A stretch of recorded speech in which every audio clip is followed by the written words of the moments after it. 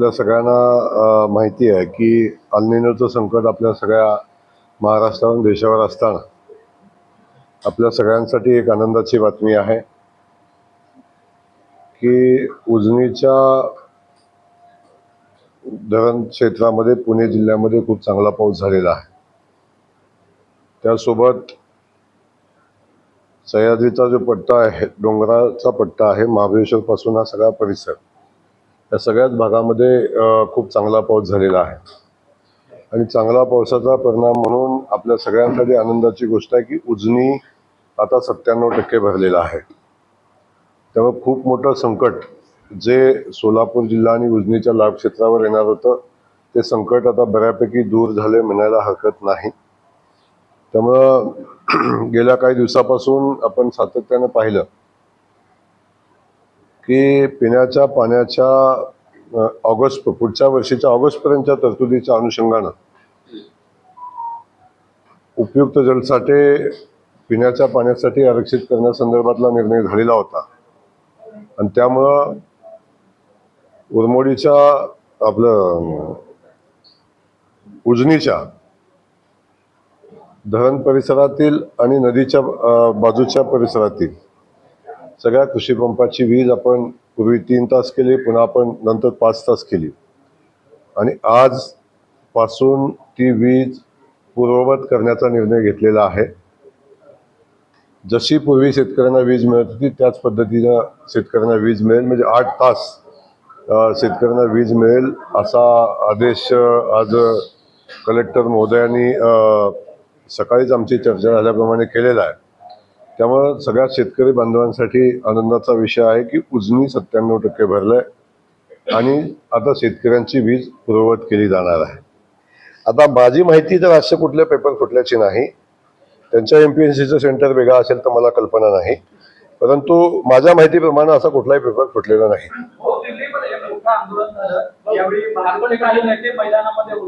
मात्र भाजपचे मित्र पक्ष कुठेतरी लाभ दिल्यासारखं वाटतं याच्यामध्ये, असं दावा विरोधक करतात।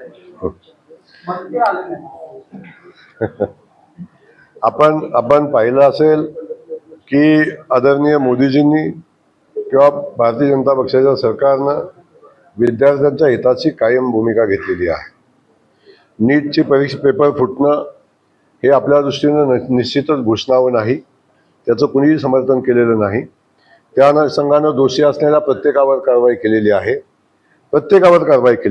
त्याची पाळंमुळं खोदून काढण्याचं काम सरकारच्या माध्यमातून झालेलं आहे। तरी विद्यार्थ्यांच्या भावनेच्या अनुषंगानं ज्या विद्यार्थ्यांच्या भावना होत्या त्या भावनेच्या अनुषंगानं आपण पाहिलं असेल की मोदींच्या सरकारनं निर्णय घेतला, शिक्षण मंत्र्यांचा राजीनामा झाला, शिक्षण मंत्र्यांना जबाबदार त्याच्यामध्ये धरलं गेलं, तर ठीक आहे, ज्या सगळ्या गोष्टी आहेत या सगळ्या गोष्टीच्या सरकारनं स्वीकारलेल्या आहेत। आम्ही सगळेजण एकसंघपणे होतो, एनडीए एकसंघ आहे। माझ्या माहितीप्रमाणे आज एखादा दुसरा पक्ष एनडीएमध्ये वाढतोयच, कमी होण्याची शक्यता नाही। त्यामुळं आपणच आपलेच चॅनल काय बातम्या चालवत आहेत, आणखीन काय ॲडिशन होणार आहे, त्यामुळं डिलिशनचा विषय नाही, ॲडिशन होईल। त्यामुळं सरकार अगदी व्यवस्थित चाललेलं आहे। सोलापूरची विमानसेवा मध्यंतरीच्या कालखंडामध्ये बंद झालेली होती, ती विमानसेवा 2 तारखेपासून चालू होते आणि 2 तारखेपासून सोलापूर ते मुंबई सोमवार आणि बुधवार ही विमानसेवा सोलापूर ते मुंबई सायंकाळी 7:40 इथून निघेल आणि 7 वाजता ती मुंबईमध्ये पोहोचणार आहे। सोलापूर ते मुंबई शुक्रवार आणि रविवार 2 वाजता दुपारी निघेल आणि 3:20 ती पोहोचेल। मुंबई ते सोलापूर सोमवार ते बुधवार दुपारी 3:50 निघेल आणि ते 5 वाजता पोहोचेल। त्यासोबत मुंबई ते सोलापूर शुक्रवार आणि रविवार ते 12:10 ते मुंबईतून निघेल आणि 1:30 वाजता पोहोचेल। अशा पद्धतीचं विमान सेवेचं शेड्यूल आता आलेलं आहे। त्यामुळे सोलापूर मुंबई ही विमानसेवा आता पूर्ववत होणार आहे, ही आपल्या दृष्टीने एक आनंदाची बातमी होती। त्यासोबत आणखी एक आनंदाची बातमी देत असताना आपल्या जिल्ह्याचे कलेक्टर सन्माननीय कार्तिकेयन यांचं मी मनापासून कौतुक करेन, त्यांचं अभिनंदनही करेन की त्यांनी उड्डाणपुलासाठी महाराष्ट्र शासनाची जागा महानगरपालिकेकडे हस्तांतरित केलेली आहे।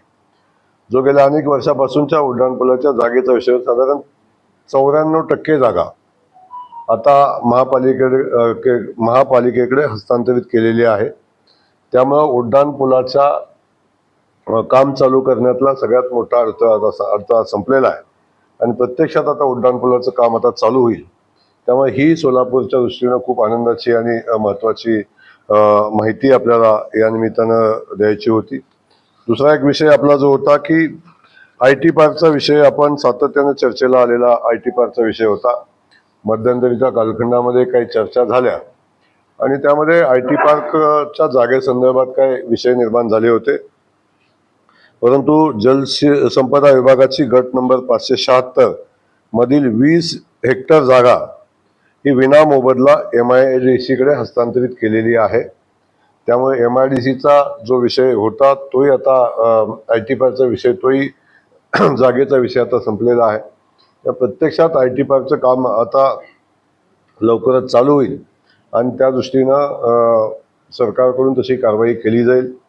त्यामुळे माननीय मुख्यमंत्री महोदयांनी जो शब्द या सोलापूरच्या जनतेला दिला होता त्या शब्दाच्या पूर्तीच्या अनुषंगानं आता कारवाई होताना आपण सगळेजण पाहतोय.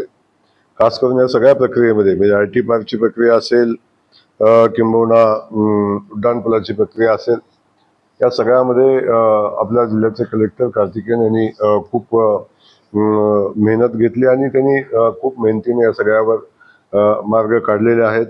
त्यासोबत मला वाटते आपल्या सगळ्यांच्या दृष्टीनं आपल्या किंवा संबंध महाराष्ट्र आणि देशातील महाराष्ट्राच्या लगतच्या काही राज्याच्या दृष्टीनं महत्त्वाची असलेली आपली आषाढीची वारी यशस्वीपणे पार पडलेली आहे, निर्विघ्न पार पडलेली आहे.